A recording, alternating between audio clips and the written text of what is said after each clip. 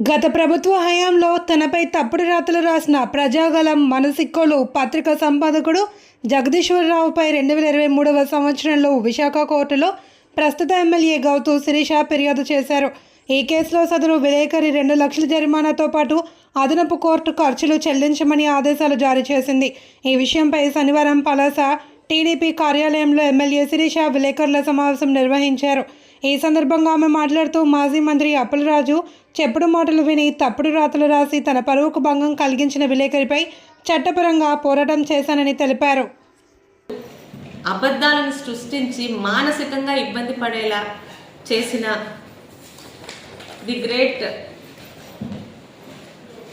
మన చిక్కోలు జగదీష్ గారి ఫోటో అండి. శ్రావణ్ లైవ్ పెడుతున్నావు కదా, అందరూ చూడాలి. ది గ్రేట్ మన చిక్కోలు జగదీష్ గారి ఫోటో ఇది. మీ అందరికీ తెలిసిన వ్యక్తి అయిన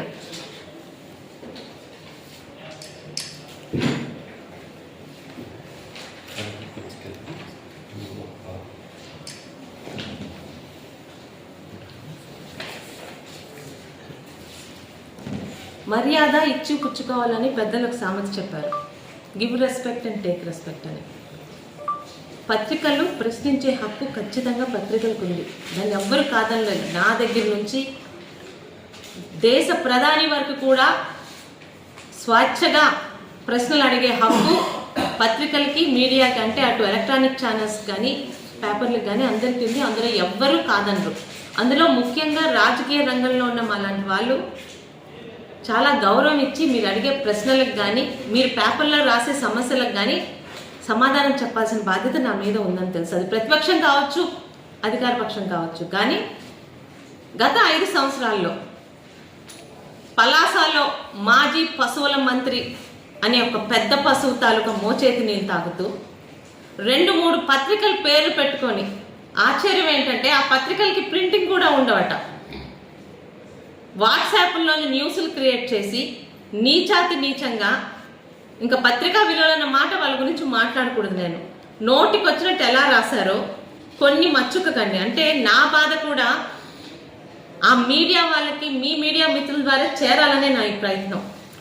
శిరీష చౌదరి ఓటమే లక్ష్యంగా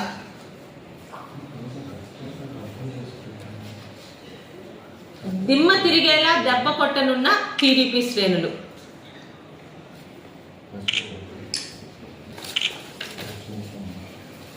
నేను ఏ రోజు దాచలేదు నా భర్త కులం ఏంటో, నా కులం ఏంటో. కానీ అప్పలరాజు లాంటి ఒక మాజీ పశువుల మంత్రి తన భార్య తల్లిదో కులం, తండ్రిదో కులం, అలాంటి కులాంతర వివాహం చేసుకున్న అప్పలరాజు గారు నా కులం గురించి, నా భర్త గురించి మాట్లాడిస్తారు. నేను శిరీష చౌదరినే, గౌతు యాలగడ్డ శిరీష చౌదరిని నేను కాదనట్లేదే.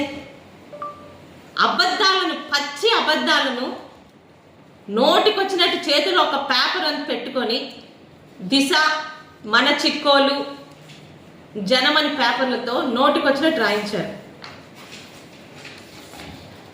శిరీషపై సామాజిక తిరుగుబాటు.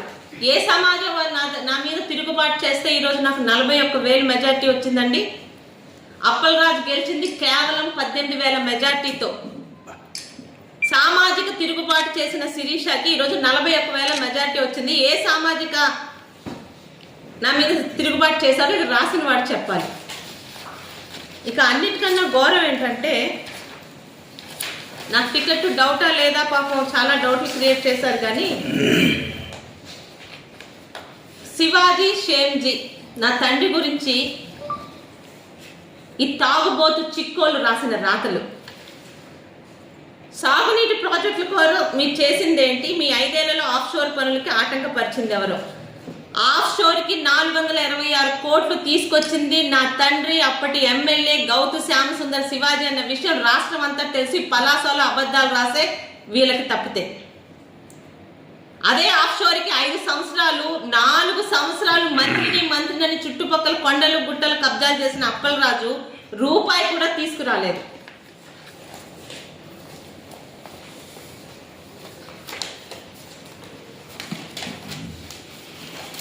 పలాసలోని నాకు ఇల్లు కూడా అద్దెకి ఇవ్వనివ్వలేదు అప్పలరాజు సంగతి మీ అందరికీ తెలుసు.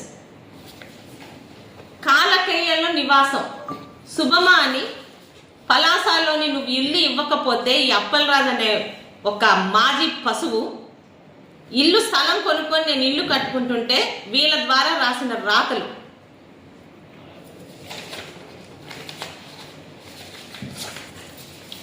ఇంకొక